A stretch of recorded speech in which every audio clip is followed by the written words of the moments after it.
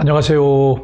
12월 24일 금요일 아침입니다. 말씀과 함께 새롭게 는 소망의 아침을 시작하겠습니다. 어느 무명인은 사탄은 성경을 알고 사용하기도 하지만 순종하는 데 실패한 존재이기 때문에 은혜를 누릴 수 없다라고 이야기합니다.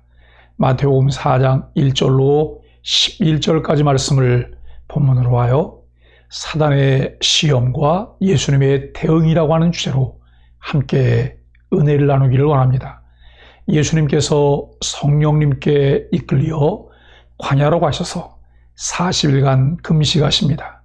마귀는 예수님께 만일 하나님의 아들이라면 돌이 떡덩이가 되도록 명하라, 성전 꼭대기에서 뛰어내리라, 자신에게 경배하면 천하만국을 주리라고 시험합니다. 그러나 예수님께서는 하나님의 말씀으로 마귀의 시험을 물리치셨을 때 천사들이 나와 수종듭니다. 요한의 세례와 성령의 기름 부음을 받고 이스라엘의 대표자 메시아로 세워지신 예수님의 첫 사역은 광야에서 마귀의 시험을 받는 것이었습니다. 이스라엘의 대표자로서 자기 백성을 죄에서 구원하는 메시아 역할을 감당하려면 이스라엘과 달라야 합니다. 예수님이 이스라엘의 신실한 대표자로서 사탄의 유혹을 이기신 방법은 신명기 말씀을 통해서입니다. 신명기에서 모세는 과거 이스라엘이 출애굽 이후 광야에서 어떻게 불신앙으로 유혹에 넘어졌는지를 지적하며 하나님이 원하시는 신실한 백성의 모습이 무엇인지를 설명하고 그에 따라 실천하기를 권면합니다. 예수님이 이 신명기 말씀을 인용해 사탄의 유혹을 물리치셨다는 것은 그가 신명기의 기준에 부합한 신실하신 이스라엘의 대표임을 입증하는 것입니다. 사탄의 유혹은 크게 세 가지였습니다. 하나님의 뜻보다는 생존에 집중하라는 것, 자기 아들의 안전을 지켜주시는 하나님의 성품을 온전히 믿지 말라는 것, 하나님과 상관없이 수단과 방법을 가리지 말고 왕으로서 통치권을 확보하라는 것입니다. 그러나 예수님이 인용하신 신명기 말씀에 의하면 하나님은 자기 백성의 생존과 안전을 지켜주시고 그에게 세상 통치권을 주시는 분입니다. 생존, 안전, 통치권의 근원이 하나님이심을 믿어 하나님만 의지하고 순종하고 경배하는 것이 신명기가 그리는 참된 하나님 백성의 모습입니다. 예수님은 이 모습에 부합한 이스라엘의 대표자이십니다. 마태를 통해 계시해 주신 메시아 예수님의 인격과 그의 사역은 생존, 안전, 통치권의 근원이 하나님이심을 믿어 하나님만 의지하고 순종하고 경배하는 것을 통해 나타납니다.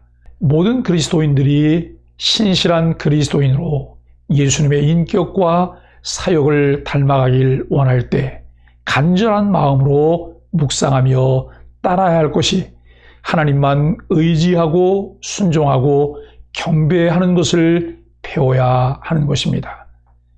간교한 마귀는 사람들을 죄의 길로 유혹하는 악한 존재입니다. 공생애를 시작하기 전 40일 밤낮으로 줄이신 예수님께서 마귀에게 시험을 받습니다. 마귀는 가장 연약하고 흔들리기 쉬운 때에 다가옵니다. 마귀는 오랜 금식으로 굶주리신 예수님께 만일 하나님의 아들이어든 돌들이 떡덩이가 되게 하라라며 유혹합니다. 굶주린 상태로 있지 말고 자신의 능력을 드러내 자신의 필요를 스스로 채우라고 부추깁니다. 완전한 인간으로 이 땅에 오셨기에 예수님도 배고픔을 느끼는 것은 당연합니다. 예수님은 그런 상황에서도 오직 하나님의 말씀으로 대응합니다. 첫사람 아담은 마귀의 시험에 넘어졌지만 예수님은 마귀의 시험을 하나님의 말씀을 의지하여 물리치십니다. 마귀가 하나님의 아들이거든이라고 말하는 의도는 무엇일까요? 누군가 내 자존심을 건드리며 세상 방법을 따르도록 부추길 때 어떻게 해야 할까요? 하나님의 사람을 무너뜨리려는 마귀의 공격은 집요합니다. 마귀는 성전 꼭대기로 예수님을 데려가 하나님의 아들이어든 뛰어내리라라고 부추깁니다. 시편 9절을 인용해 교묘히 속이려 합니다. 예수님은 하나님을 시험하지 말라라는 말씀으로 단호히 물리치십니다. 마귀는 지극히 높은 산으로 예수님을 데려가 자기에게 절하면 천하만국과 그 영광을 주겠다고 유혹합니다. 예수님이 사탄아 물러가라라고 외치시며 유일한 경배의 대상이 하나님 한 분이심을 분명히 하십니다. 예수님은 마귀의 시험을 통해 장차 하나님 나라를 세우실 비결을 알려주십니다. 하나님 나라는 사탄과 타협하고 그를 따름이 아닌 하나님과 그분 말씀에 철저히 순종함으로 세워집니다. 천하만국과 그 영광을 보여주며 마귀는 예수님을 어떻게 유혹했나요?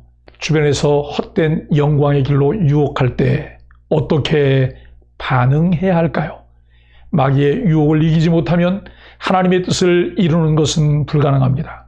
예수님이 세례를 받으신 후 성령이 예수님을 광야로 이끌어 마귀에게 시험을 받게 하십니다.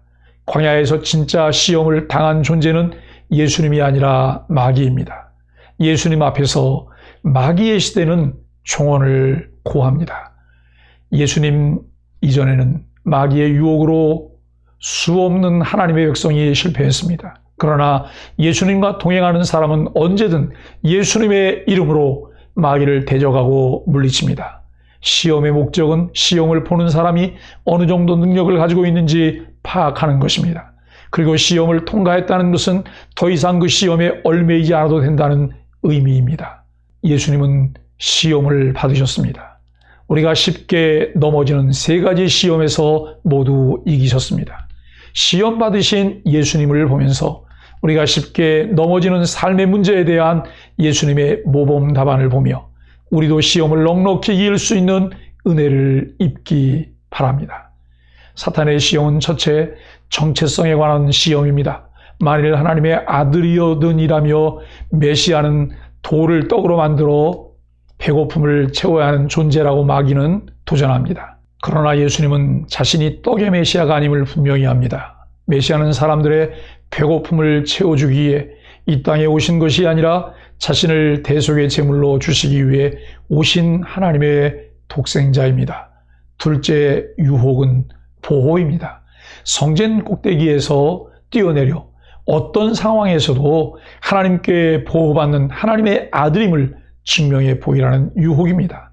이에 예수님은 하나님을 시험하지 말라고 대답하십니다. 이미 예수님 당시는 하나님 아버지의 보호 가운데 있고 예수님의 요구를 들어주시는지의 여부로 하나님을 판단할 수 없다는 의미입니다. 하나님의 손길을 우리의 필요에 따라 언제든 불러낼 수 있다고 생각하지 마십시오. 하나님은 우리가 언제나 나의 욕망을 따라 사용할 수 있는 요술방망이가 아닙니다.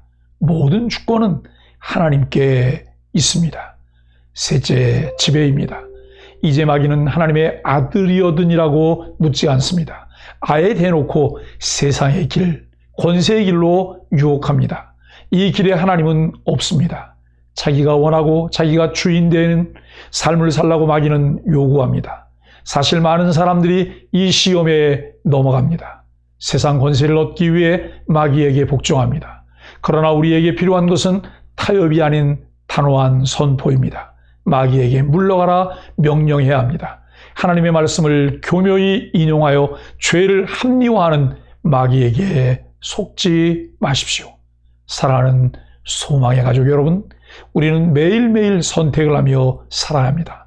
어떻게 하면 그리스도인의 삶에 부합한 성경적인 삶을 위한 선택을 할 수 있을까요? 하나님의 말씀을 꾸준히 성실하게 묵상하며 그 말씀을 통해 세상을 바라볼 수 있는 하나님의 안목을 주시도록 기도하며 말씀을 붙잡으십시오. 성경을 배우며 바른 가치를 깨닫게 하시고 우선순위가 무엇인지를 배우며 그렇게 살아가도록 성령님께 도움을 구하십시오. 오늘 본문 11절에 예수님께서 마귀의 시험을 물리치셨을 때 마귀는 예수님을 떠나고 천사들이 나와 수종 들었다고 합니다. 이 수종 들다라고 하는 표현은 그때 예수님이 식사하셨음을 의미하는 것으로 보입니다. 예수님은 모든 것이 끝난 후에 식사를 하셨습니다. 우리는 반대로 합니다. 육체의 피로를 먼저 채우고 하나님의 일을 하려 합니다. 성경은 우리에게 교훈합니다. 먼저 그의 나라와 그의 의를 구하라. 그리하면 이 모든 것을 너희에게 더하시리라. 예수님께서 이 말씀에 순종하는 본을 몸소 보여주셨습니다. 우리도 예수님처럼 말씀대로 살아가길 예수 그리스도의 이름으로 간절히 축복합니다. 함께 기도하겠습니다. 제 소유를 무엇으로든 불리고 다른 누구보다 나를 앞세우고 싶은 시험에 매 순간 직면합니다. 말씀으로 무장하지 않으면 실패할 인생이오니 하나님의 말씀을 부지런히 먹고 그 힘으로 승리하게 하여 주옵소서. 말씀 묵상에 게을러지는 마음을 다잡으며 하나님의 뜻에 순종하는 기쁨의 날로 충만하게 하여 주옵소서.